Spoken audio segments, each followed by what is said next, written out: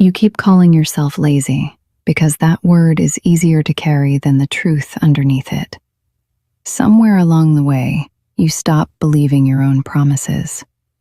Not because you don't want things, not because you don't care, but because you've made so many private commitments to yourself that quietly disappeared. Some part of you now expects the failure before you even begin. It happens late at night, usually. You're lying there, and something in you feels ready. You picture the version of yourself who wakes up early, who finally starts the project, who eats better, who stops putting it off. You write the plan in your notes app, or on a fresh page of a notebook you haven't opened in months. For a few minutes, it feels certain. Morning arrives, and certainty meets an ordinary day. The alarm goes off, and you push it back once, then again. The ambitious plan from the night before waits on the counter or in a tab you don't open. You tell yourself you'll start after lunch, then after dinner, then tomorrow, and tomorrow arrives carrying its own quiet postponement. By the second missed day, something shifts. It stops feeling like an isolated slip and starts feeling like proof. Proof that you're the kind of person who doesn't follow through. You close the notebook. You stop opening the app. A small flinch of shame arrives whenever you remember the plan, so you stop letting yourself remember it. And then, a week later, a month later, something lights up again. A video, a conversation, a bad morning that finally becomes too uncomfortable to sit inside of. And you promise yourself, once more, that this time will be different. Bigger, even. As if intensity could make up for what consistency couldn't hold. This has a shape, even if no one ever named it for you.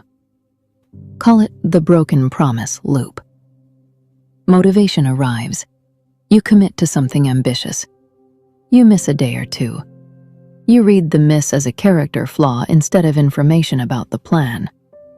You retreat from the task to avoid the discomfort of failing at it again. Eventually, a new wave of motivation convinces you to try once more, bigger this time, and the loop begins again. The loop doesn't need laziness to keep running. It only needs repetition. Here's what makes it so easy to miss. Nobody else can see it happening. From the outside, you may look like someone who occasionally starts things and doesn't finish them.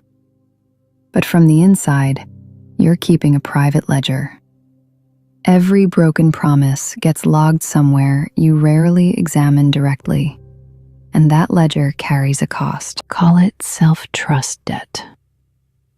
An unfinished commitment can become evidence you use against yourself the next time you try to begin.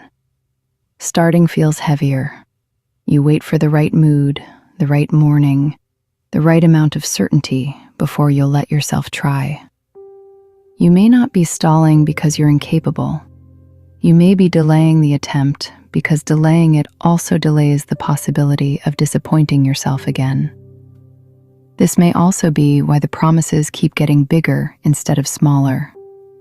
A small goal doesn't feel large enough to answer all that accumulated debt.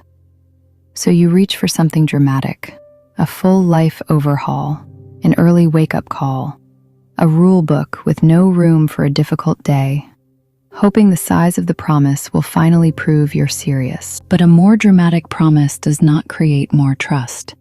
A kept promise does.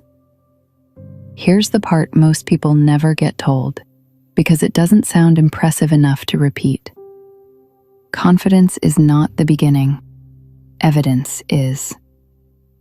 You don't need to feel completely ready before you start.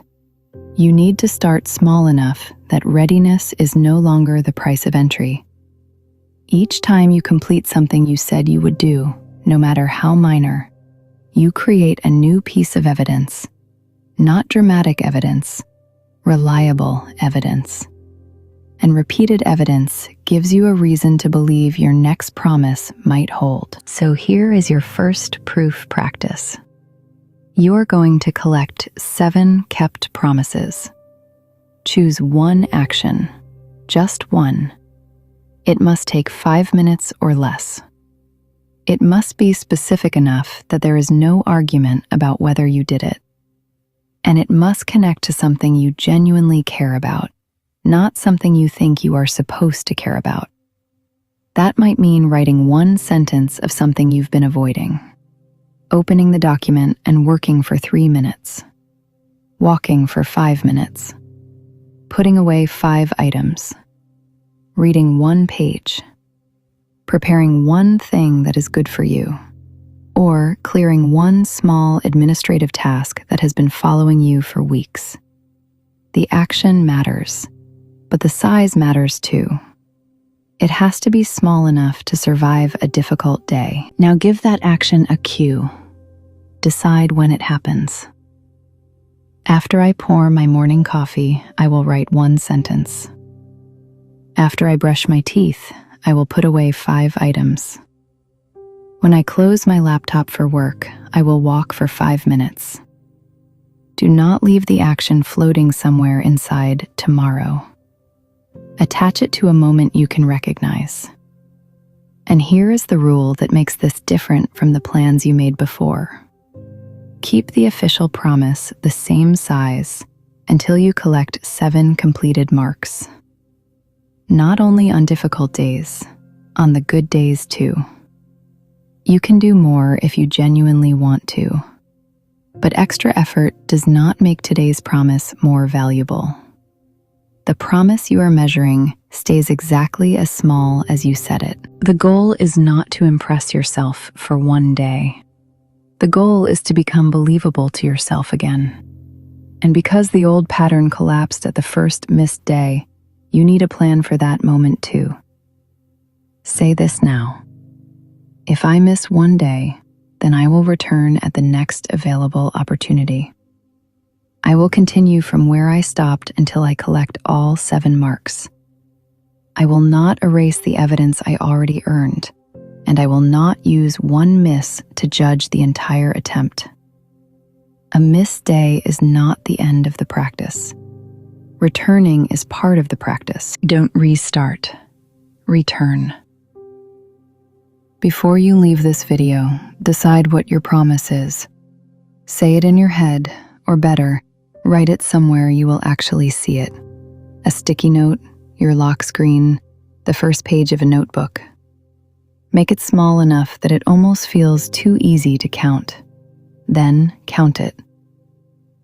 If you want to make your promise public, write committed in the comments, followed by the action and the cue you chose. After you collect all 7 marks, come back and write completed. And if you miss a day but come back anyway, write returned. That word matters. If you want more than another temporary burst of motivation, subscribe and continue this work with us. Every episode will leave you with something to prove. Anyone can act during a burst of motivation. Returning teaches you that interruption does not have to become abandonment. Recognize the pattern, take the action, become living proof. You don't need a bigger promise. You need a kept one. What did you prove to yourself today?